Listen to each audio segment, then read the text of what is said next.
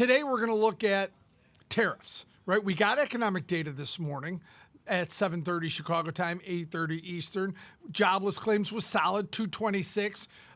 Productivity and costs came in pretty solid. Productivity going up, unit labor costs going down. Good, solid numbers. But that's not what's driving the market today. What's driving the market today is it's tariff day. And so let's break down exactly what happened overnight. Now, overnight, you saw the tariffs go in effect. Canada's the one that's been relatively quiet through this whole period with 35% tariffs now kicking in. China went from 145% to 10%, but August 12th, they go to 30%. So figure 30% on China. European Union, they were one of the first to come and negotiate. They now sit at the most favored nation status, 15%. India, very volatile on India.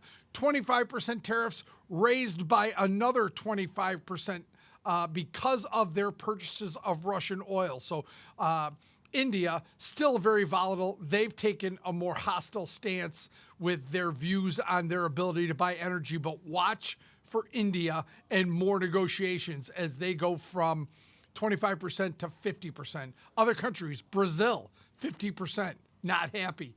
Laos, Myanmar, 40%. Switzerland, 39%. Remember, their officials were in Washington negotiating, left without a new deal. So they sit at 39%. Iraq and Serbia, 35%.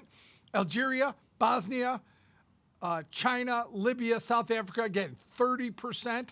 Other significant tariffs, Vietnam, 20. India, 25. Taiwan, 20. Thailand, 19%. Now, President Trump also talked about the 100% tariffs. That's more of a smokescreen. As long as you're building or committing to build something in the United States, the chip makers are void of the tariffs. They'll be able to dodge those. That's why Apple stock is rallied. That's why Tim Cook was in the White House yesterday. That's why Jensen Huang was in the White House yesterday. So the chip makers pretty much dodging the tariff talk because of, as long as they're committing to the United States in terms of building chips.